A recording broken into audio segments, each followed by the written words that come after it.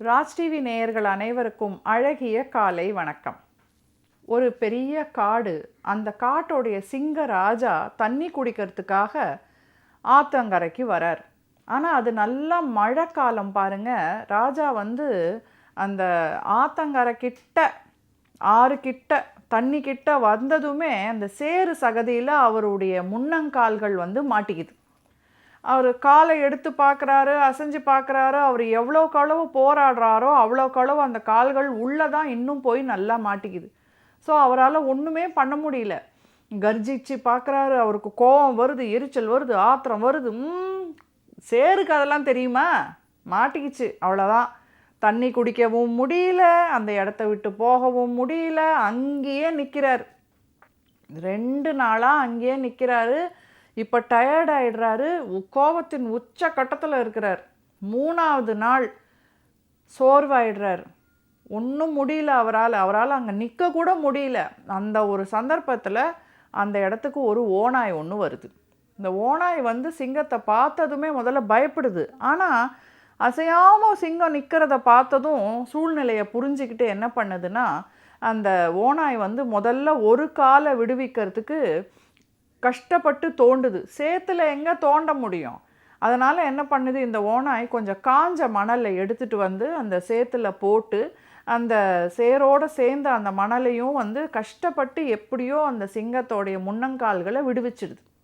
இதுக்காக அந்த ஓநாய் என்ன பண்ணுதுன்னா, நிறைய மணல் எடுத்துகிட்டு போடுது. இந்த குட்டி கையால் எவ்வளோ மணலை தூக்கிட்டு வர முடியும்? நிறைய தடவை முன்னையும் பின்னையும் நடந்து, வாயை யூஸ் பண்ணி, கை கால்களோட முன்னங்கால்களை யூஸ் பண்ணி ரொம்ப கஷ்டப்பட்டு அந்த சிங்கராஜாவை விடுவிச்சிடுது.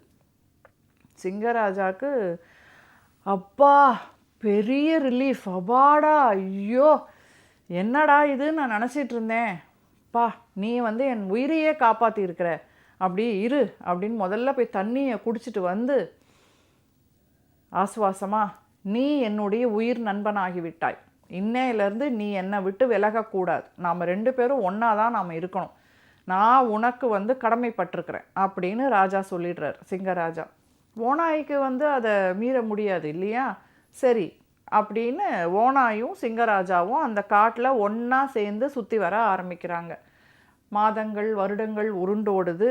2 பேரும், சிங்கராஜாவும் ஓநாயும், மனைவி, குடும்பம், குழந்தைகள் அப்படிங்கிற ஒரு குடும்பஸ்தனுடைய நிலைமைக்கு அவங்க மாறி வராங்க.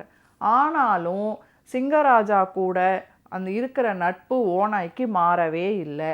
ஓநாய் மேலே இருந்த அந்த ஒரு கடமை உணர்ச்சியான ஒரு நட்பு, நன்றி உணர்ச்சியான நட்பு சிங்கராஜாவுக்கு மாறவே இல்லை.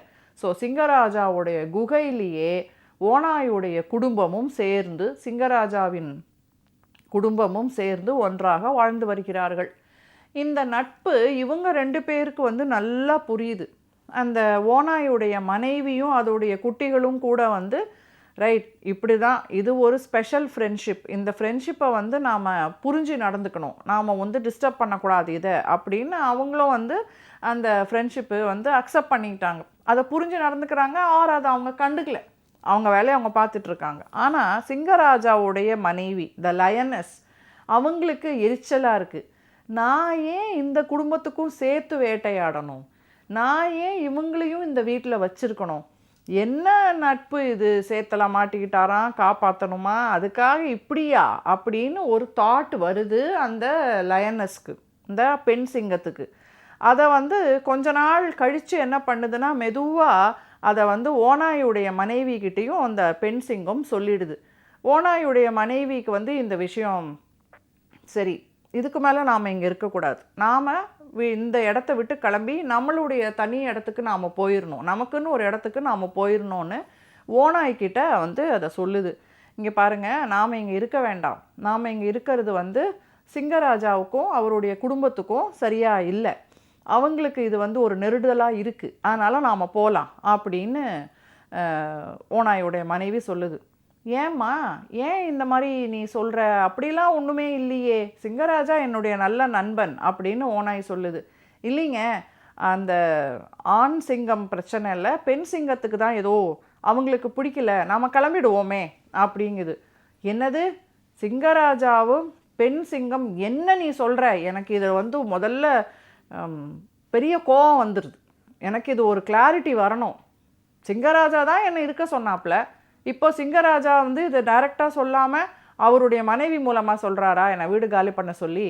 என்னது இது? இது முகத்துக்கு நேராகவே அவர் சொல்லியிருக்கலாமேன்னு ஒரு கோவத்தோட, ஒரு குழப்பமான நிலைமையோட தான் வந்து அந்த ஓநாய் போய் சிங்கத்தை பார்க்குது.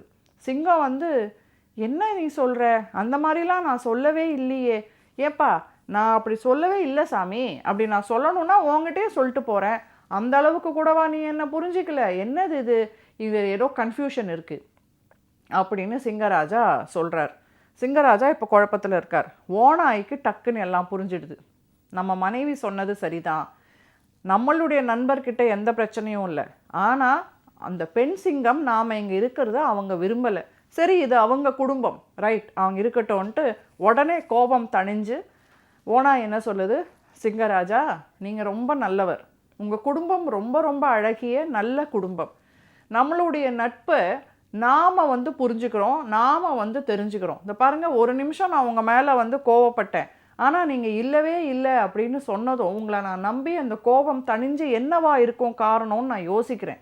நீங்களும் வந்து எடுத்த உடனே ஆத்திரமோ கோபமோ படாமல் அப்படி இல்லவே இல்லை, இந்த குழப்பம் எப்படி வந்ததுன்னு நீங்களும் யோசிக்கிறீங்க. நமக்குள்ளே இருக்கிற இந்த புரிதல், நம்மளுக்குள்ளே இருக்கிற இந்த ஒரு ஒற்றுமை வந்து நம்ம குடும்பத்துக்கும் இருக்கணும், நம்மளை சுற்றி இருக்கிறவங்களுக்கும் இருக்கணும்னு நாம் எதிர்பார்க்க முடியாது. அதனால் இந்த நட்பு இன்னும் நீடிக்கணும்னா நம்ம குடும்பத்தை நாம் பிரிச்சுடுவோம்.